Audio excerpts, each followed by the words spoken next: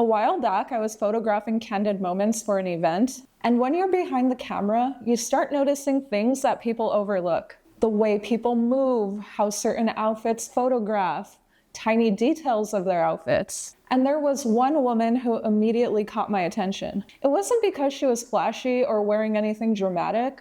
It was because she looked incredibly well put together. Black t-shirt, dark wash jeans, very simple. But then the more I looked, the more I started realizing tiny details. A very small emblem on the shirt, a subtle logo on her belt, tiny brand markers that you'll only notice when you're really paying attention. And that's when I realized something. She was actually wearing very high-end pieces, but nothing about that outfit was trying to advertise that fact. It was understated but extremely polished. And that moment got me thinking about something I've noticed ever since I've been living internationally. Americans and Europeans often approach designer fashion in two very different ways.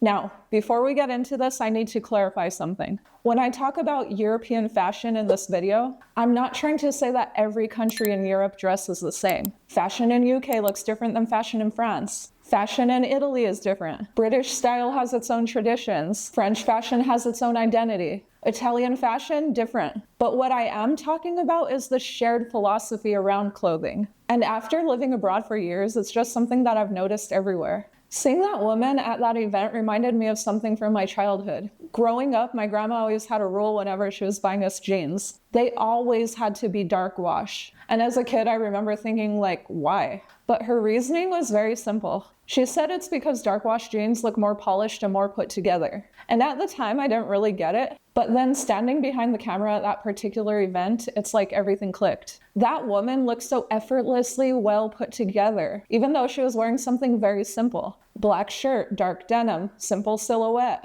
And yet the outfit still felt very elevated. That moment made me start paying attention to something even bigger. How different cultures communicate through luxury clothing.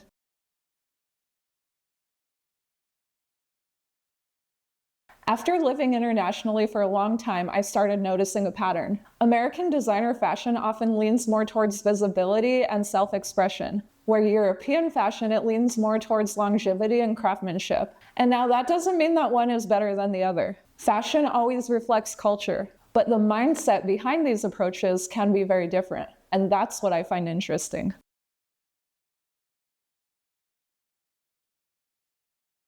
When I think about American luxury culture, I think about what I see online all the time. There is this one creator on TikTok whose style really represents this aesthetic. Bright tracksuits, huge logo shirts, layers of jewelry, massive fur coat, hair extensions down to her waist, and long nails. It's a very bold look, and again, this isn't criticism. The style itself, it's meant to be expressive and dramatic. But to my designer brain, it just feels like brand overload. It's like wearing a walking billboard. Some luxury fashion, it's designed to immediately be recognizable. Logos, patterns, signature items that instantly signal status. Brands like Gucci, Louis Vuitton, they became famous because they're instantly recognizable. You see their logo, their pattern, and you immediately know what it is. This idea actually connects to something in sociology. It is called conspicuous consumption. This is a concept from economist Thorstein Veblen, the theory of the leisure class. The basic idea is that some luxury goods are designed to signal wealth and status. And in a culture that values individuality and self-expression, that makes sense. American culture often celebrates boldness and personality. It is pretty normalized to want to stand out.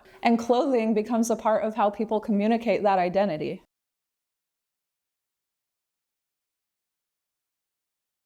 Social media has also amplified this idea. Platforms reward things that are visually striking. Bright colors, huge logos, statement outfits, things that grab your attention immediately. Subtle fashion doesn't always communicate dramatically on camera. A perfectly tailored black coat might look great in real life, but it's not going to stop someone from scrolling online. So in many ways, the internet has actually pushed fashion more towards visibility spectacle.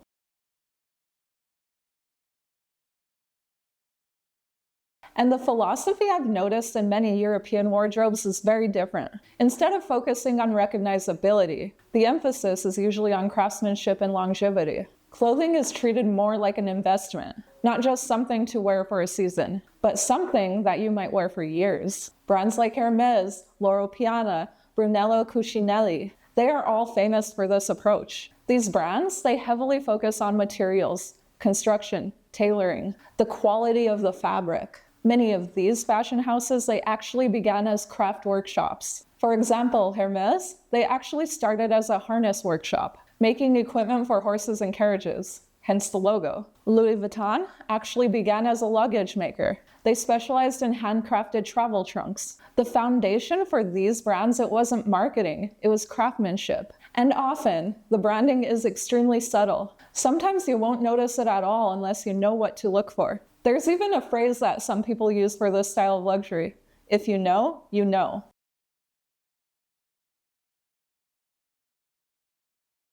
Something interesting that I started to think about is whether people could subconsciously recognize quality. Because when I recognized that woman at the event, I didn't know what brand she was wearing, but I could immediately tell that she looked very polished. There was something about the fit, about the fabric, and the simplicity of the outfit. It all just worked. Only after looking closer did I start noticing the brand details. So in a way, the signal of luxury came from the design itself. It didn't come from the branding. And as a designer, that's something that really fascinates me. It means that good design communicates even when people don't consciously recognize it. We recognize balance, we recognize proportion. We recognize when something is well made, even if we can't explain why.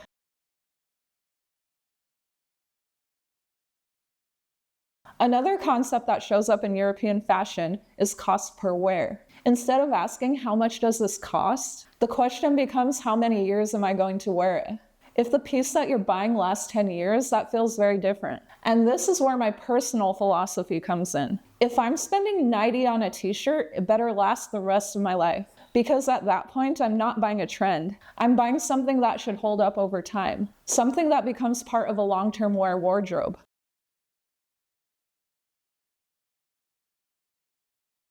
And interestingly, this concept, it has become gradually more popular in American fashion too. You've probably heard terms like quiet luxury, old money aesthetic, capsule wardrobe. These ideas, they kind of revolve around the same concept. Fewer pieces, higher quality, and timeless design. Brands like Bottega Veneta, they have helped popularize the idea that luxury brands don't need any branding at all. And this shifts the focus entirely back to craftsmanship and materials. After living abroad for years, me personally, I've noticed that I've shifted towards more of the European philosophy. Not necessarily the exact style, but the mindset. The idea of investing in fewer pieces that will last longer. Clothing that will work year after year instead of being tied to one trend cycle. And seriously, that moment behind the camera at the event really stuck with me. Someone that looked so effortlessly polished in something as simple as a black t-shirt, it made me realize how powerful restraint could be in design.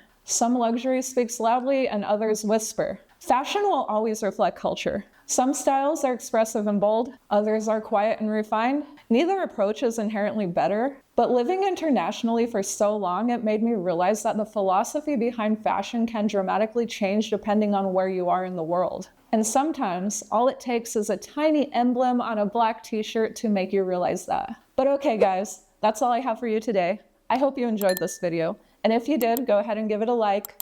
Subscribe for more videos just like this because I make them every single week. And that's all I have for you right now. I'll see you next time. Bye.